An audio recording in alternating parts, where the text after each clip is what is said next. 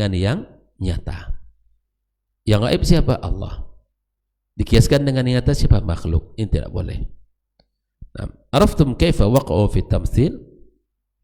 Dari penjelasan ini kalian tahu bagaimana, kalian faham bahwa bagaimana mereka sampai pada menyerupakan Allah dengan makhluk. Nah, dan inilah salah satu-satunya ilat bagi mereka. Ya, satu-satunya ilat bagi mereka mengkiaskan, mengkiaskan antara yang gaib dengan yang nyata. Nah, seperti yadullah azza wajal. Yadullah,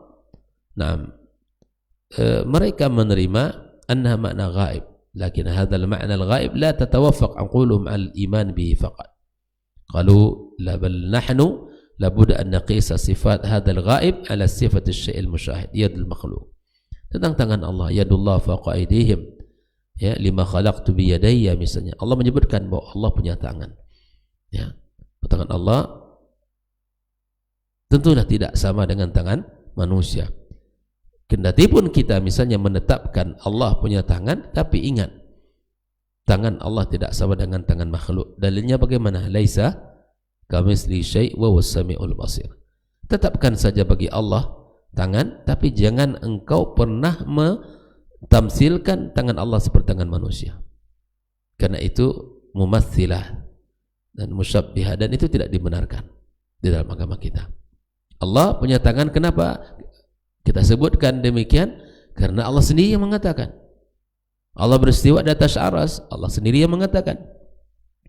Ya, Allah sendiri yang mengatakan. Dan Nabi SAW juga menguatkan apa yang dikatakan Allah Subhanahu wa taala. Maka tidak ada jalan bagi kita kecuali menetapkan apa yang Allah tetapkan dan mengatakan apa yang nabinya katakan, dan kita nafikan apa yang dinafikan oleh Allah, dan kita tidak tetapkan apa yang tidak ditetapkan oleh nabinya yang mulia sallallahu alaihi wasallam. Gampang tak akidahnya? Gampang, mudah, sangat mudah. Cukup demikian saja. Artinya menetapkan apa yang ditetapkan Allah dan nafikan apa yang dinafikan Allah azza wajalla. Tidak berbelat-belit, tidak memakai kaidah ini, kaidah itu. Nah, kaidahnya mudah dipahami dan mudah dipraktekkan.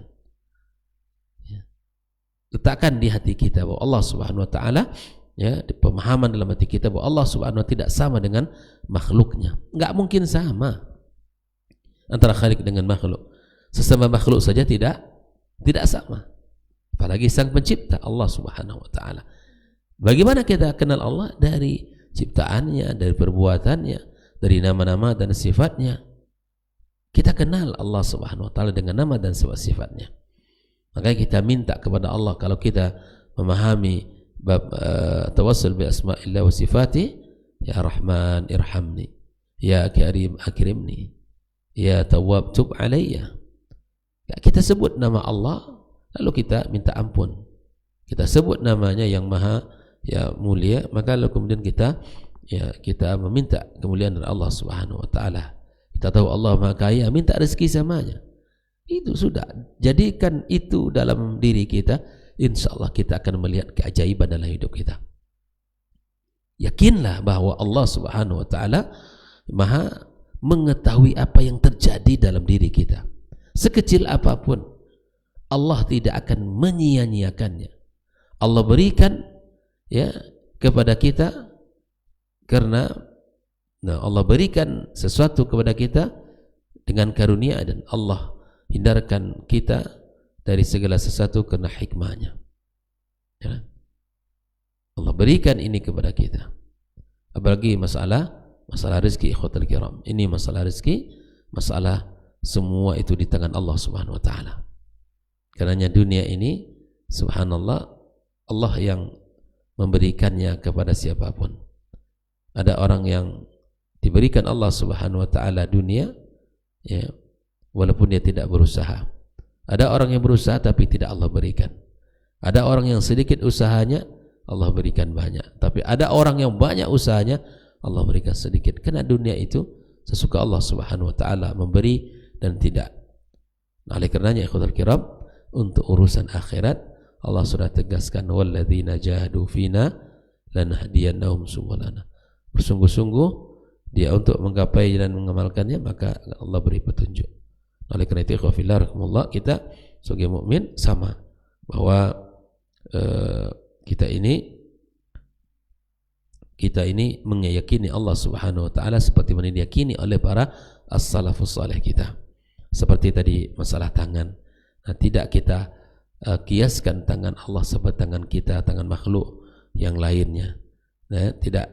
Idzan bima anna Allah khatabana bil yad ya wad dal fa idzan al yad al ghaiba mithl yad al musyahad fattar ahlus sunnah wal jamaah ay yuqarriru hadhihi al qaidah al azimah wa annahu la yajuzu qiyas al ghaib ala al syahid fi babil ghaibiyat.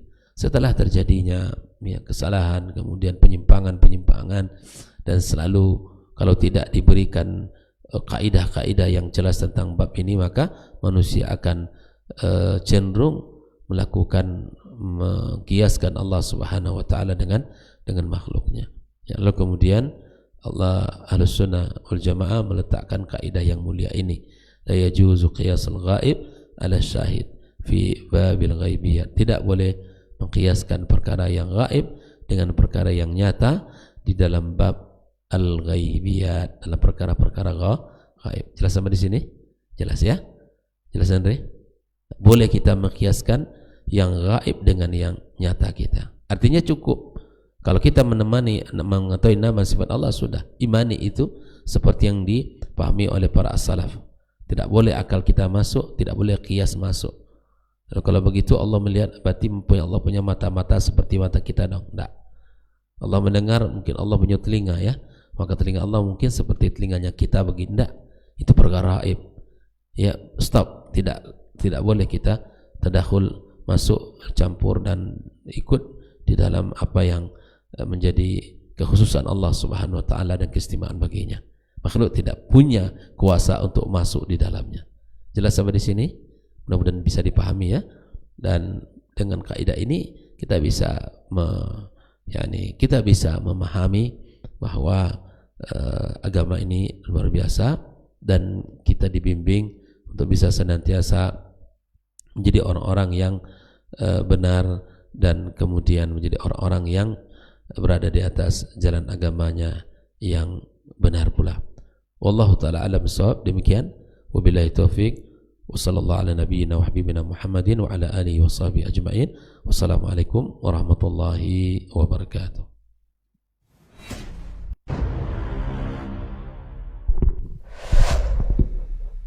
Dunia dan seisinya ini bagi Allah tak sama nilainya dengan sebelah sayap lalat. Barang siapa yang beramal untuk akhiratnya, Allah akan cukupkan baginya urusan dunia. Sayati zamanun 'alan nasi as-sabiru fihim qalqabit al-jamarah. Akan ada satu masa di akhir zaman yang berpegang teguh dengan agamanya seperti orang yang sedang memegang bara